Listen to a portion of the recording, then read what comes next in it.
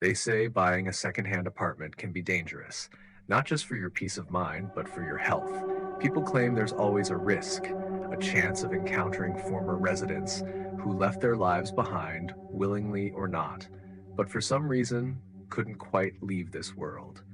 And you know what? Maybe they're right.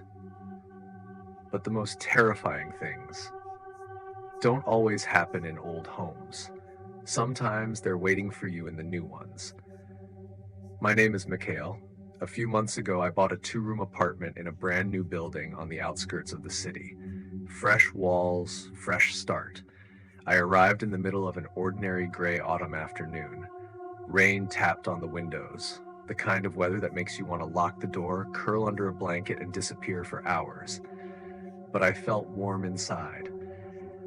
I was driving into my new life. When I pulled up, I noticed a security post and a barrier gate.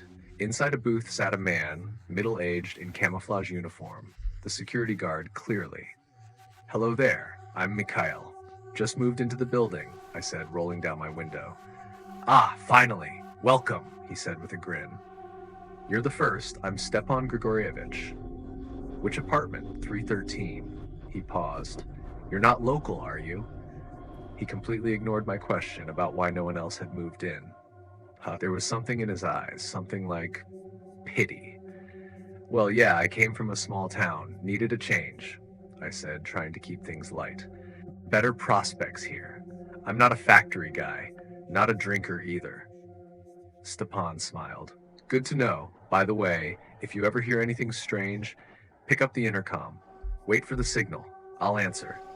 I gave a polite nod and drove in, not really thinking much of it. Just a lonely man. Probably too much night duty. The apartment was on the 7th floor. Simple interior. The kitchen was to the right. The far room I turned into my personal study. I'd always dreamed of having one. You see, I'm a writer, mostly fiction for teens, about modern struggles, consequences, hard choices, and surprisingly, I'm good at it. By 4 p.m., my belongings arrived. By 6, I was done setting everything up. I had a bite to eat and opened my laptop. New apartment, new energy, perfect for a fresh story. Then, just after nightfall, it happened. A sound, like something clattering to the floor in the kitchen. Not crashing, just careless. I froze. Got up, grabbed a stool. Don't ask why. I walked through the apartment. Nothing. Everything was in place. Chairs tucked in, dishes in the cabinet, no mess, no sign of movement. Must be exhaustion or nerves. I was about to shut down the computer and get ready for bed when there was a knock at the door. The knock was loud, sudden. I flinched and cursed under my breath. Who the hell knocks at night like that? Cautiously, I approached the door and peered through the peephole. To my relief, it was Stepan Grigorievich. He stood calmly, looking around, knocking every few seconds like it was routine. Annoyed, I opened the door. "Oh, sorry," he said. "Old habit. I'm used to chasing away squatters and fanatics from construction sites. Didn't realize it was so late." "It's fine," I muttered. "Is there something you needed?" "Just checking in. Thought maybe you needed help." He peered past me into the apartment, clearly trying to see inside. "No, everything's fine. Thanks. Well, I'll be on my way. If anything happens, just call." He walked away. I locked the door twice and stood there for a while, confused by his strange behavior. But I figured he's just lonely, or maybe bored. People imagine a lot when they're alone too long. The night passed quietly until I woke up gasping for air. I'd been struck hard right in the face. I fell from the bed, dazed. Panic, real, visceral panic flooded through me. There was someone in the apartment. Something. I couldn't see it, but I felt it. It was like the air had changed, like something had stepped through and stayed. I tried to tell myself it was just a dream, but then I heard it. The bathroom door slowly creaking open. From the dark, a pair of glowing yellow eyes stared at me, unblinking, watching, and then a guttural, hideous croak like the growl of something ancient, broken, and angry. I stood frozen in the bedroom, just a few meters from that thing, a monstrous, thin shadow, its form barely human. I kept whispering to myself, "It's not real, it's just a dream. Wake up, wake up." But no matter how hard I pinched myself, how much I slapped my own face, I didn't wake up because this wasn't a dream. The thing was real, and it was in my bathroom. I stepped back slowly, heading toward my study. That's when the creature lunged. Black, skeletal, inhuman. By some miracle, I didn't freeze. I darted into my study and slammed the door shut behind me, locking it just in time. The thing hit the door with a force that shook the walls. The pounding was relentless. It felt like the entire floor should have woken up. But no one came.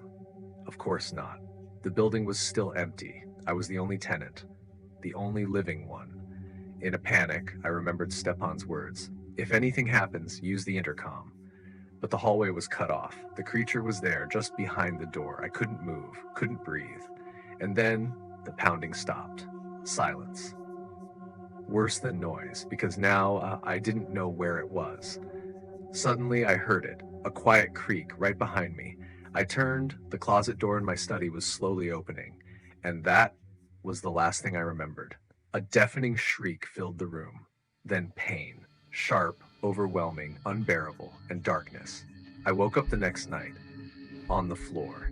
The apartment was shrouded in pitch black, but it didn't feel like a full day had passed. It felt like only minutes.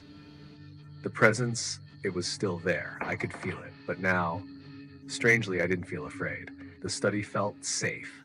Then a soft female voice echoed from the corner. Get up. You need to leave. She's coming soon. I looked up. There in the darkness stood a girl in a blood-stained white dress, pale, sad. Who are you? I asked, trembling. What is happening? You don't need to understand. What happened here? What will happen? It's all beyond the living. Please, she added, believe me. I just want to help. I nodded slowly. Something in her eyes, I believed her. So how do I get out? You don't have to jump from the 7th floor, she said softly. It's simpler. I'll hold her off. You just run. Get out of the apartment. She can't follow you past the walls. Her translucent form flickered once and then disappeared. Just like that. Apartment 313, Part 4. I took a deep breath. Some dead woman was trying to kill me, while her dead daughter was helping me escape. Who would believe this? I looked at the battered bedroom door and whispered, my mom wasn't always like this, but you wouldn't understand. Then a voice, clear as day, echoed in my mind. Go, now. I'm holding her back. I ran through the hallway, past the bathroom. The door was ajar, and I saw them. The ghostly girl holding back the creature. A black, clawed hand lunged through the doorway. 2 yellow eyes burned like lanterns in the dark. I didn't stop. Out in the yard, barefoot, I ran straight into Stepan Grigorievich. His eyes widened. He didn't ask anything, just handed me his jacket and walked me to the security post. That night, I didn't sleep. I just sat there, staring at the wall, clutching a cup of vodka Stepan handed me. So, Misha, he finally said, looks like you met her. I nodded silently. Don't worry. The first time's the worst, he said with a dry chuckle. When I saw her the first time, I thought it was my ex-wife. We drank in silence. She said her mom wasn't always like that, I whispered. Stepan's smile vanished. You saw Anushka? He refilled our glasses and leaned forward. Apartment 313, Part 5, The Truth. Listen carefully, he said. There used to be squatters, weird cult people. That woman, the one who attacked you, Lagana, she was in one of those cults, I think. One night in winter, she and her daughter snuck into the construction site. Somehow, they got up to the 7th floor, into apartment 313. No one knows why she picked that one, but that's where they found her. She had murdered her daughter, painted symbols on the walls with the child's blood, and then she killed herself. I only saw Anushka once, Stepan added. About a month ago. I was doing rounds, heard something in 313. When I got close to the door, a little girl grabbed my hand and whispered, "Don't go in there. Nothing good will come of it."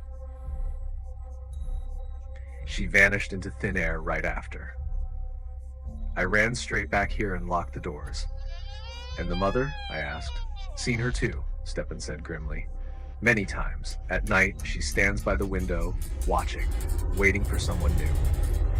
I stayed in the guard post that night, didn't go back. The next morning, I booked a one-way ticket home. A friend helped me move my stuff out. I never stepped back into apartment 313. But that thing, that shadow with glowing eyes, it burned into my memory. Even now, I hear her raspy whisper somewhere in the back of my mind.